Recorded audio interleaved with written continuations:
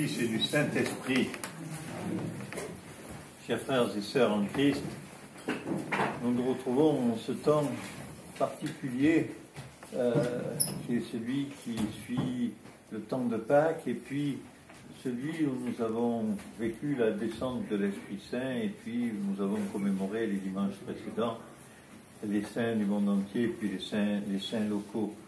Nous entrons là dans un temps qui est assez magnifique, tout est accompli. Le Seigneur est mort et ressuscité et nous allons tout au long de notre année, jusqu'au temps de l'indiction du début de l'année liturgique, au 1er septembre, eh bien, nous allons petit à petit, tranquillement, nous souvenir, nous rappeler d'un certain nombre de faits vécus de la vie du Seigneur. Et chaque fois, nous allons essayer de descendre un petit peu plus loin dans l'intimité de notre cœur pour en comprendre véritablement le sens. Aujourd'hui, nous avons lu deux évangiles et deux épîtres, alors non pas parce que c'était une grande fête, mais comme la nativité du Baptiste Jean était hier, il est bon de se souvenir de ce miracle extraordinaire, l'acceptation de la volonté de Dieu. Ce couple, Zacharie et Élisabeth, hors d'âge, qui enfante par la grâce, Élisabeth se retrouve enceinte et à un âge où on ne peut plus avoir d'enfant, et c'est le miracle que le Seigneur nous apporte. Ce qu'on doit entendre dans cet évangile, c'est l'acceptation de la volonté de Dieu et la petitesse que nous devons avoir devant lui, même si nous avons bien vu que celui qui n'accepte pas, le Seigneur veut lui dire « Tu n'as pas voulu comprendre et entendre ma volonté » et il est donc muet jusqu'à la naissance de l'enfant. Aujourd'hui, nous avons entendu l'évangile de ce jour, que l'on appelle généralement celui du lys des champs. Et c'est un évangile que nous avons du mal à comprendre parce que, d'abord, il est un peu daté en ce sens que, oui, personne d'entre nous n'envisagerait d'aller nu dans les chemins et sur les routes et dans les villes, et puis vivre comme les oiseaux que le Seigneur nourrit, ou le lys de champ qui est revêtu d'une belle robe, alors qu'il a poussé comme ça tout seul simplement parce qu'il est lys des champs et qu'il appartient à la nature créée. Eh bien oui, nous avons du mal à comprendre un petit peu cet évangile que nous pouvons comprendre comme il ne faut pas. L'argent est maudit. L'argent est maudit et nous devons nous en méfier le plus possible. Ce n'est pas le sens exact que nous devons entendre dans ce texte. Mais ce texte nous invite à choisir où nous mettons nos priorités. Notre priorité, ça va être de faire manger notre famille. Mais franchement, de la place qui est la mienne, je ne me sens pas d'aller voir des gens dans la rue qui vivent dans la pauvreté absolue et leur dire « Ne vous inquiétez pas, le Seigneur va pourvoir ». Bien sûr que le Seigneur pourra les aider à pourvoir quelque chose, notamment s'ils ont une confiance en lui et s'ils arrivent à poser quelques actes qui vont les aider à sortir de leur très grande souffrance et de leur très grand dénuement.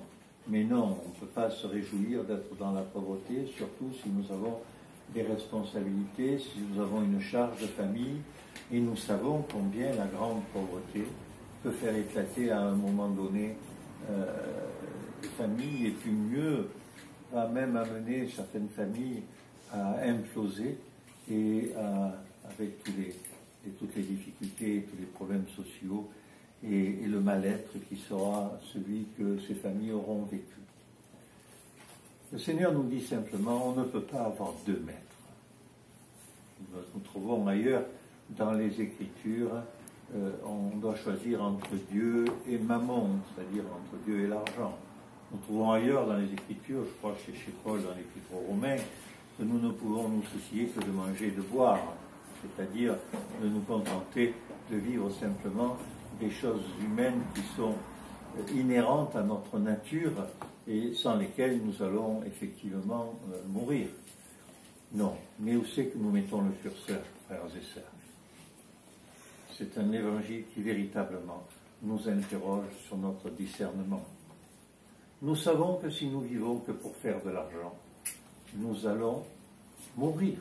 Nous allons mourir à notre vraie vie, à celle qui laisse de la place dans notre cœur au Seigneur, qui donne de la place au témoignage d'amour que nous allons. Je vous le disais juste avant. Frères et sœurs en Christ, méfions-nous. Méfions-nous de tout ce qui nous attache, de tout ce qui est addiction, quelle que soit cette addiction. Nous avons vu l'addiction de l'alcool, nous savons, l'alcool est une maladie, certes, et l'addiction de l'alcool, nous savons qu'elle tue physiquement, la cirrhose du foie, le cancer du foie, mais qu'elle tue aussi socialement. Nous savons, et nous avons vu, des gens qui ont une addiction, quelle qu'elle soit, l'addiction du jeu, des gens qui se ruinent et qui vivent en permanence dans la dette et dans la relative misère, parce qu'un jour, ils vont gagner le gros lot et ils vont avoir les chiffres qui s'alignent ou ils vont avoir mis je ne sais quoi sur le bon chiffre, etc.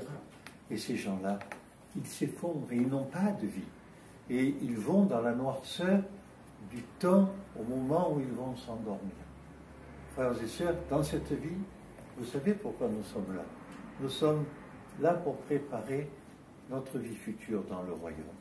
Et pour la préparer, nous devons écouter l'enseignement du Seigneur et nous devons faire ce qui est juste, pas ce qui est inaccessible.